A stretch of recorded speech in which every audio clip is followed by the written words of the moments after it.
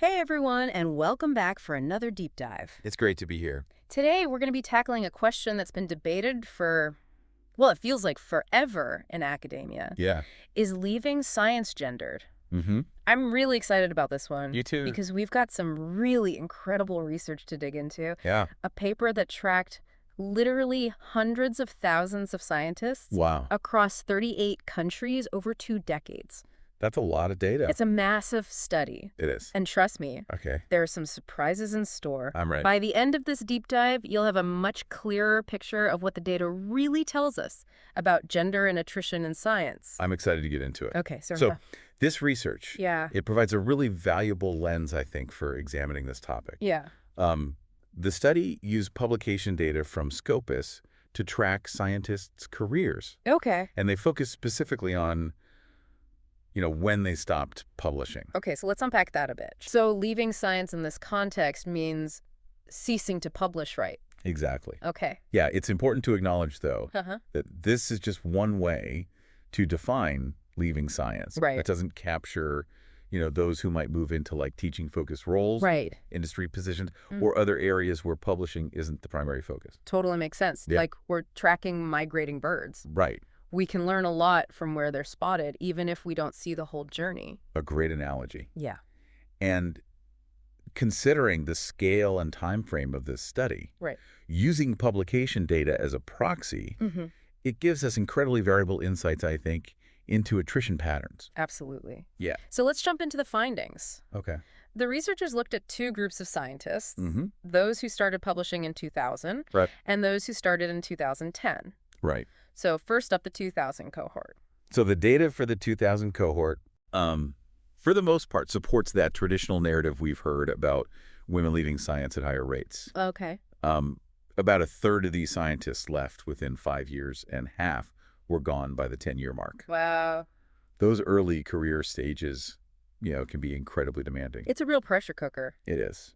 And yeah, the study showed that women did leave at a slightly higher rate, about 10% more. Yeah. By those 5 and 10-year mark. Right, and this aligns with a lot of the existing research Okay. about what's called, the leaky pipeline in academia, Right. which describes this phenomenon of women leaving science at higher rates than men. Yeah. There are many potential reasons for this, Right. including, what some women experience as a chilly climate, Yeah. facing a less welcoming environment, dealing with bias, encountering barriers to advancement. Yeah. There's also the motherhood penalty to consider, Right. which, can have a significant impact on women's career trajectories. This is where things get really interesting, though. Okay. There is a huge amount of variation between different scientific disciplines. You're right.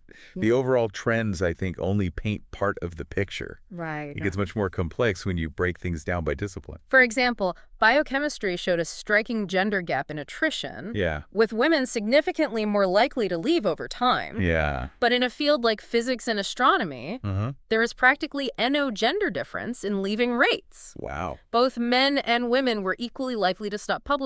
That's interesting. This finding definitely caught my eye. It makes you think. What do you make of that? Well, it's a fascinating finding. Yeah. It certainly challenges some assumptions, right? Yeah. What's happening in physics and astronomy that makes it so different? Right. Are the challenges truly gender neutral? Yeah. Or are other factors at play? Yeah. It's a real head scratcher. Yeah. And it gets even more intriguing when we look at other math-intensive fields like computer science and mathematics. This is where we see what some researchers call an invisible gender gap. Invisible, because while there are far fewer women entering these fields, Right. the women who DO enter tend to stay at rates comparable to their male counterparts. So what does that tell us? Right. Is it a sign of a level playing field, or could something else be going on? That's the million-dollar question. Right. One possibility is that the intense selection pressure in these fields Okay. creates an environment where only the most resilient women make it through. Meaning the women who stay are almost a self-selected group already equipped to handle whatever challenges come their way. Exactly. Wow. It's also important to consider, I think, the token phenomenon. Okay. In fields with few women, those who are present are often highly visible. Right. And face immense pressure to perform. Yeah. Leaving in those circumstances can be even harder. Because it becomes a statement, not just a personal choice. That adds a whole other dimension to the issue. It does. So for someone listening who's maybe not a scientist, why should they care about these findings, particularly in these math-intensive fields? Well, I think what's so fascinating here Yeah. is that it highlights the need, I think, for tailored support systems in different fields. Right. What helps a woman thrive in biochemistry Uh-huh. might be completely different from what's needed in physics or computer science. Right. It's not a one-size-fits-all situation. Yeah. Each field has its unique pressures and dynamics. Yeah. Okay, are you ready to dive into the 2010 cohort? Let's do it. Because this is where the study throws us a major curveball. I'm intrigued. So the 2010 cohort, the scientists who began publishing a decade later, Right. what did the researchers find? So this is where the data gets really interesting. Okay. For scientists entering in 2010, the overall attrition gap between men and women, it vanishes. Wait, vanishes? Yeah. Like, what do you mean? It's statistically insignificant. So are we saying that everything we thought we knew about women leaving science is wrong? Well, let's not jump to conclusions just yet. Okay. It's important to remember that we're still seeing high overall attrition rates. Okay. Over 50% of both men and women Wow. were gone from publishing by year 9. So maybe science is just becoming a tougher field for everyone, regardless of gender. Yeah, it's certainly one possibility. Okay. The study author suggests that, increasing competition Right. for funding in academic positions Makes sense. might be playing a role, Yeah. making it more challenging for everyone to build a sustainable career in science. The landscape of academia has definitely shifted in recent decades. It has. Is there anything else that might be contributing to this trend? Well, we also have to consider that there are more women entering science now than in the past. Right. So this shift in demographics Uh-huh. could be a factor. Okay. Perhaps as more women enter the field, the culture is gradually changing Yeah. to become more inclusive. That would be amazing. Right. Maybe we're finally seeing the results of all those efforts to encourage women in STEM. It's a hopeful thought. It is. It is. And it's also worth thinking about generational differences. Yeah. Perhaps younger scientists, both men and women, have different expectations or priorities when it comes to their careers. Right. Maybe work-life balance is becoming more important, Yeah. leading some to choose paths outside of traditional academia. It's possible. So many potential factors at play. I know. This is why I love these deep dives. Me too. It's never just a simple answer. Absolutely. The crucial takeaway here is that this data can only tell us what is happening, not why. Exactly. We need more research, Right. particularly qualitative research that delves into the lived experiences of scientists How you do? to really understand the drivers behind these shifting attrition patterns. Sure. So while it's tempting to celebrate the closing of that attrition gap, Yeah. we need to be cautious about oversimplifying the story.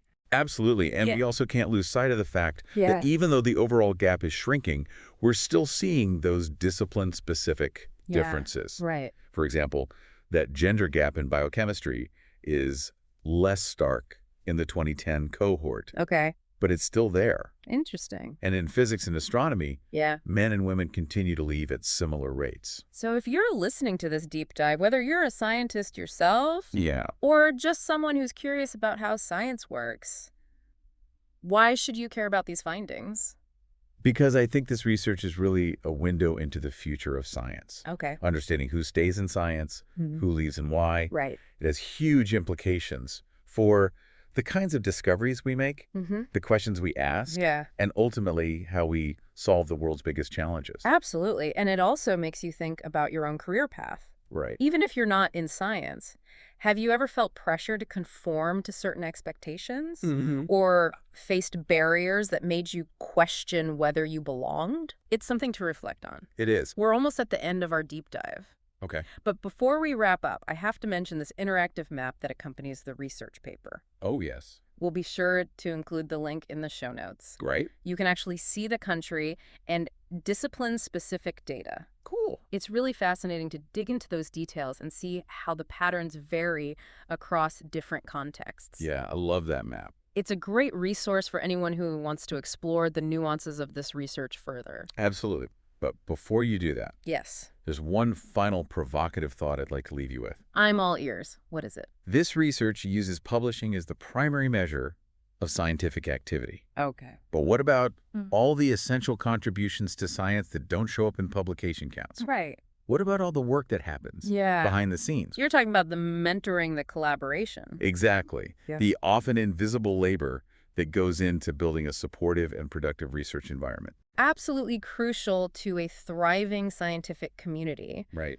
Lay the groundwork for groundbreaking discoveries, but they often go unrecognized and undervalued. Yeah, particularly when it comes to career advancement. It makes you wonder if the whole narrative around attrition would look different. Right. If we had a way to measure those unseen contributions. Exactly. Maybe we'd see that women, even when they step away from publishing, continue to shape the scientific landscape in profound ways. Yeah. What do you think, listener? It's a really intriguing question, It is. and one that deserves further exploration. Yeah. This research opens the door to a whole new set of questions Right. about how we define success and participation in science. Absolutely. Are we measuring the right things? Yeah. And are we valuing all of the essential contributions that drive scientific progress? That's what I love about these deep dives. You do. We start with a seemingly simple question. Right. And we end up with a whole universe of new questions to explore. It's a reminder that knowledge is an ongoing journey, not a destination. Well said. To our listener, we hope this deep dive has sparked your curiosity about the complexities of science and the evolving role of gender within it. We encourage you to keep exploring, keep questioning, and keep diving deep into the topics that ignite your passion. Until next time.